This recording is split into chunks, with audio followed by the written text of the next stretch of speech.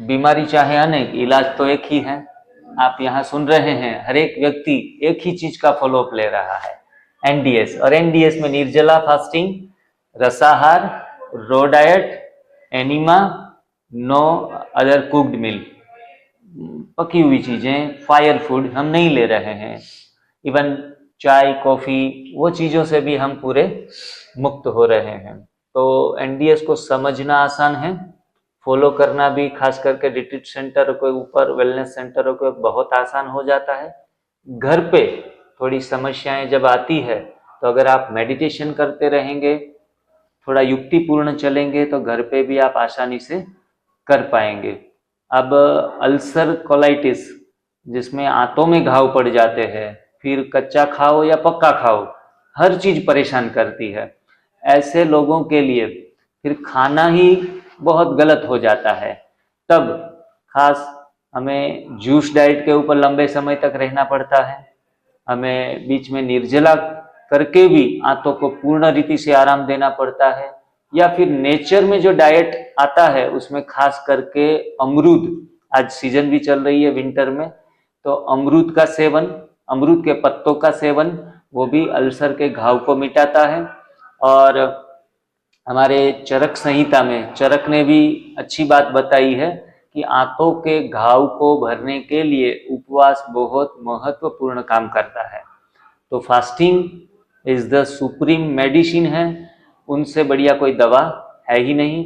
तो हमारे साथ जुड़े हैं लता बहन, वो अपना ये अल्सर कोलाइटिस का अनुभव, जो उन्होंने लगभग 1 महीने से एनडीएस से परिचित हुए हैं, घर पे थोड़ी सी अच्छे तरीके से नहीं हो पा रही थी, यहाँ आए हैं पिछले 8-10 दिन से, उन्होंने जो परिणाम लिए हैं, उन्होंने जो साधना की है, वो बताएंगे आपके सामने, और कितना रिलीफ मिला है। अपना नाम, मोबाइल नंबर और कहाँ रहते हैं, वो अपना परिचय देकर अपना अनुभव आपके सामने साझा करेंगे।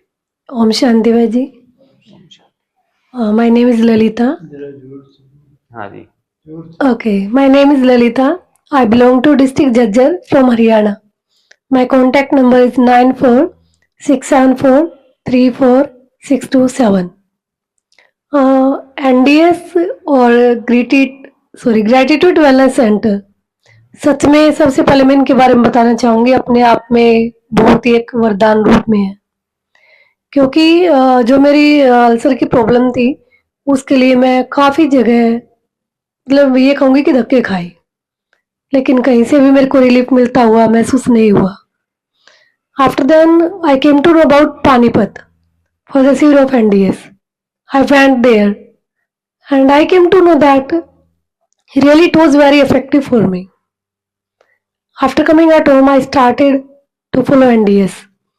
But sometimes I felt that I couldn't able to do very easily at home. So 10 or 15 days after, I decided to go in Chandigarh, Mohali.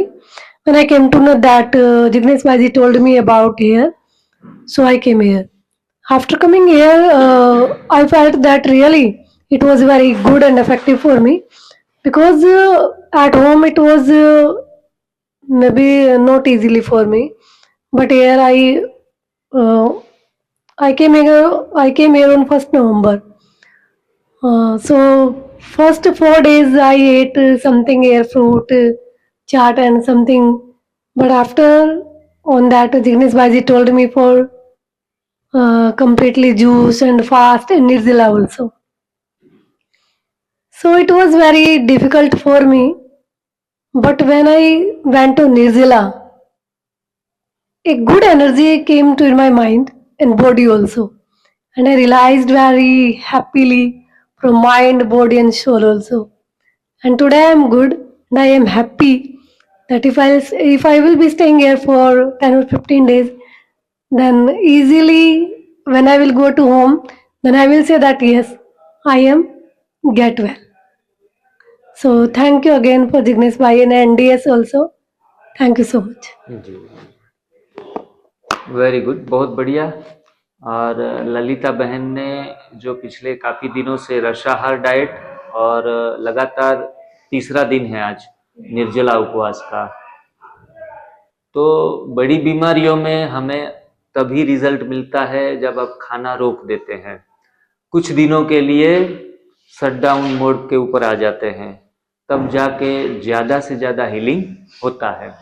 कभी भी दीर्घकालीन लंबे लंबे उपवास अपनी शरीर की क्षमता को देख के करें। हमेशा के लिए एक जीवन शैली के तौर के ऊपर हर व्यक्ति लंबे उपवास नहीं रख सकता, क्योंकि खाना भी उतना ही जरूरी है। भोजन को शास्त्रों में महाऔषधि कहा गया है। भोजन का अपना रोल है। खाना मतलब हम कहते हैं कि खाना नहीं है।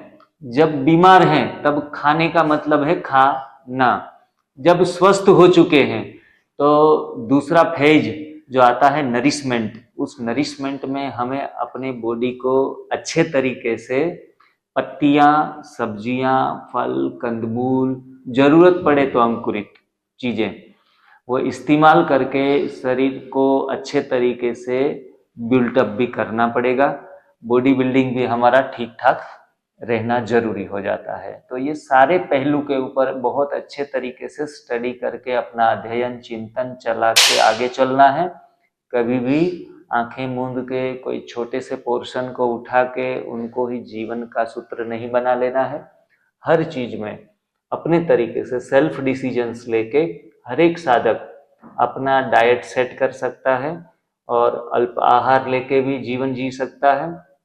कभी कभी डाइट के ऊपर ज़्यादा भी फोकस ना कर पाओ तो कम से कम अगर रात को 7 साढ़े 6 बजे के बाद भोजन न लिया जाए और रात सुबह 9 बजे तक, तो ये फास्टिंग रख के भी बाकी के 7-8 घंटों के दौरान आप कम से कम, भले पका हुआ भी कभी लेने की ज़रूरत आवश्यकता पड़ गई और आप स्वस्थ चल रहे हैं, तो अल्प मात्रा में वो लेकर भी अपना जीवन बेहतर बना सकते हैं।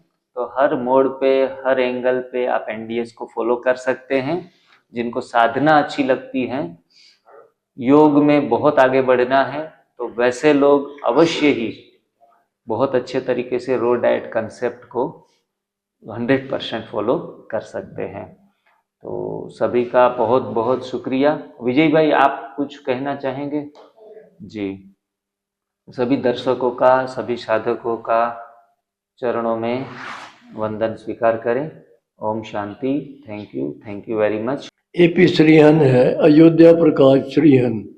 मेरा मोबाइल नंबर है 9216825999 और मैं यहाँ चंडीगढ़ का एक फाउंडर हूँ। पीजीआई का भी फाउंडर इंजीनियर हूँ, इलेक्ट्रिकल इंजीनियर हूँ मैं। और मुझे रिटायर हुए को 35 साल हो गए हैं और मेरी एज अब 95 है। कुछ प्रॉब्लम थी, एज फैक्टर भी था और मेरे पेट की बीमारी थी। मिर्चें ज़्यादा कहीं मुझे खानी पड़ गई 1 महीना भर, तो मुझे अल्सर हो गया पेट में, हाइटस हर्निया। वो मैं तकरीबन पिछले 15 साल से उसकी मेडिसिन ले रहा हूँ। और बीमारी हो गई, उसमें मेरे सोडियम पोटाशियम की प्रॉब्लम हो गई थी और उसमें मैं बीमार हो गया। 4 दिन में उन्होंने 5 दिन मुझे हॉस्पिटल में रखा इंडोर। उन्होंने मुझे कहा आप ठीक हो गए, लेकिन उसमें मेरी एक प्रॉब्लम हो गई, याददाश्त मेरी जो थी वो लूज हो गई। मुझे नाम भूल जाते हैं, अब भी भूल जाते हैं। जब वहाँ से निकला था तो मुझे कुछ भी नहीं पता, घर, सेक्टर नंबर, कुछ नहीं पता, किधर को जाना किधर को आना। और मेरे प्रोस्टेट की प्रॉब्लम भी थी मेरे, वो भी। और मेरे लोअर एब्डोमेन में इरिटेशन रहती थी पिछले 15-16 साल से। और मेरा राइट अंडकोश वो भी इनलार्ज हो गया था, उसमें सिस्ट थी, वो बहुत सालों से 30-40 साल से थी, लेकिन अब उसका साइज बहुत बढ़ गया था। अब मैं 27 सेक्टर में 4 दिन का कैंप लगाया था जिग्नेश जी ने। अनीमा रेगुलरली लेता रहा हूँ और मेरा वेट लॉस जो है उसमें तकरीबन 7-8 किलो रिड्यूस कर लिया इस पीरियड में। बाकी ना घी खाया, ना तेल खाया, ना मैंने नमक खाया, ना मैंने चीनी मीठी चीज़ खाई, खजूर वगैरह जो नॉर्मल बताई हुई है वो मैं लेता रहा।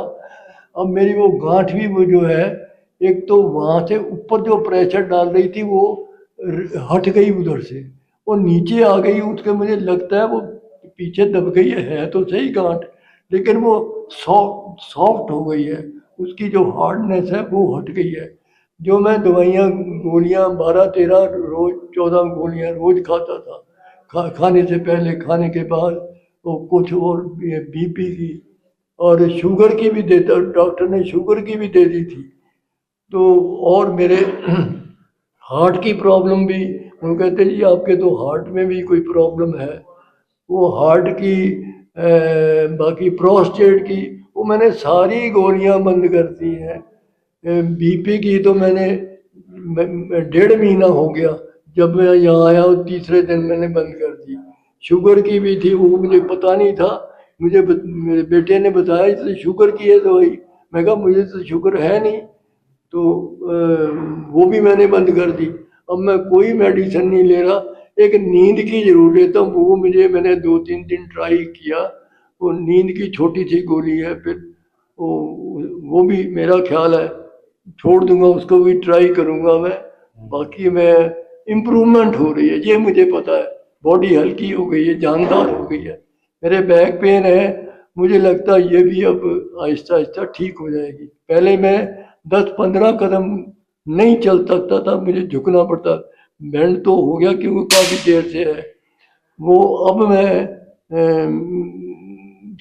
100 गज या 15 गज खाली पेट, आज मैंने कल ट्राई किया था, वहाँ से मैं पैदल ही गया, कहीं रास्ते में बैठा नहीं, मैं सीधे यहाँ मैं बाहर धूप में आके बैठा।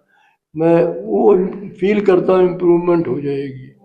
ऑल दो मेरे बच्चे अब भी कहते हैं आज भी जाओगे, मैं कहा भाई अब तो मैंने जाना है, तो कम से कम 10-15 दिन तो कंटिन्यू ऐसे ही उनको ऐसे ही कह के आगे टाइम निकाल लेता हूँ। पहले भी 5 दिन के लिए आया था, वो फिर 5 से 10 हो गए, 15 हो गए, कहते भाई वो यहाँ।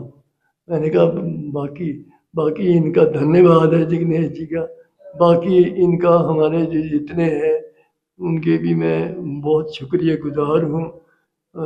बाकी अब लगता है मुझे मैं ठीक हो जाऊंगा। 95 तो एज तो भगवान के हाथ में है, पता नहीं, मुझे पता मैं फिट हो जाऊंगा बिल्कुल। मैं ओलंपिक भी दौड़ा हुआ हूँ जी, मैं पार्टीशन से मैंने सेकंड वर्ल्ड वार भी देखी है, 39 में हुई थी, मैं दिल्ली में ही था, मैंने सब कुछ देखा। शायद थर्ड भी देखेंगे। थर्ड तो हो ही रही है इस वक्त, ऑलमोस्ट थर्ड तो हो ही रही है। बाकी मैंने गांधी की अंत्येष्टि वो भी मैंने अटेंड किया, फ्यूनरल उनका मैं वहीं था। मैंने 42 की क्विट इंडिया मूवमेंट, वो भी मैं दिल्ली में था, मेरे सामने गोलियां चल रही थी, मैं 6ठी क्लास में पढ़ता था उस वक्त, उन्होंने सब देखा हुआ, जो लड़ाइयाँ हुई हैं, मार काट हुई मेरे सामने। I am one of the visitor, no मैंने खुद नहीं किया, मेरे फादर जरूर जाया करते थे, वो पीस कमेटी के मेंबर थे, वो रात को चले जाते थे, यहाँ सब वो हो जाता डार्क कर ले, बंद कर ले, मैंने सब देखा हुआ है। और 51 में मैं चंडीगढ़ में आया हूँ और चंडीगढ़ में यहीं सेवा कर रहा हूँ।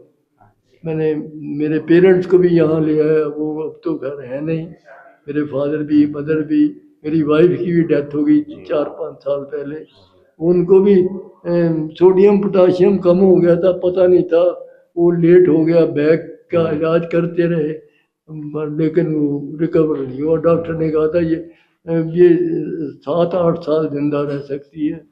1.5 साल बहुत बुरी हालत रही है उसकी, उसके बाद कोरोना हो गया, वो योगा का भी काम छूट गया उसमें, लेकिन जाता हूँ बाकी अब इसको मैं फॉलो कर रहा हूँ बिल्कुल। मैं आता हूँ ऑनेस्टली आता हूँ, मैं किसी की बात नहीं मानता।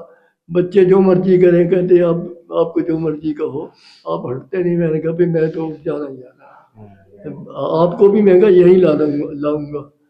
सो ये कह के मैं आपका धन्यवाद करता हूँ और आप अपने आप को जो अंदर से फील हो रहा है, अच्छा गुड फील हो रहा है, गुड फील हो रहा है, इम्प्रूवमेंट लग रही है। और उनको ही फॉलो करना है।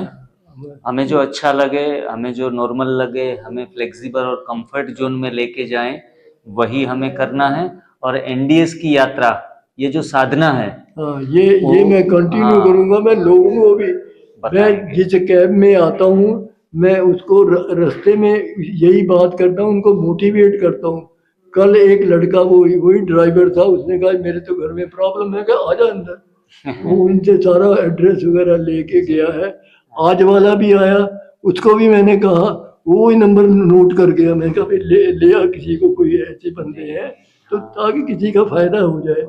नहीं तो ड्राइवर मालिक पीछे बैठ के बैठा रहता है। मैं बात करता हूँ, आते वक्त भी जाते वक्त भी समझाता हूँ उनको, मोटिवेट करता हूँ। इसलिए ये अनाज वनाज, ये गंद चीजें ना खाएं बिल्कुल।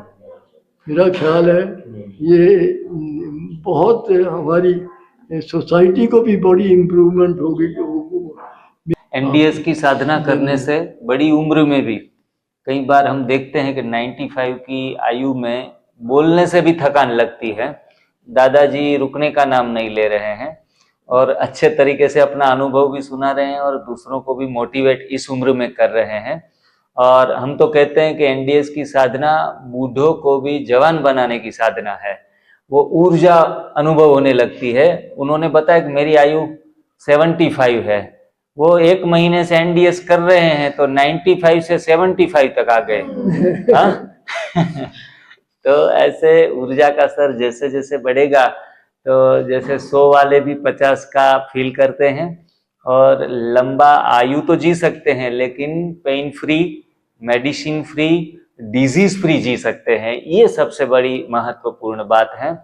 तो ओके जी, बहुत बहुत धन्यवाद दादाजी, आपका बहुत बहुत धन्यवाद। Thank you. हमारे योगा के प्रेसिडेंट है, उनके बैक पेन में था, उन्होंने घुटने चेंज करवाए। डॉक्टर ने कहा अब घुटने चेंज कराओ। उसने घुटने भी चेंज कर लिए, लोगों ने, वो पेन नहीं हटा। मैं उनको मोटिवेट कर रहा हूँ। मैंने बॉडी 1 महीने से उनको कहता हूँ आओ, कहता मैं आऊंगा लाऊंगा। वो अब उनको पकड़ के ही लाना पड़ेगा मुझे। मैं उनको लेके आऊंगा। वो हमारे योगा सेंटर के प्रेसिडेंट है आजकल। अच्छा जी।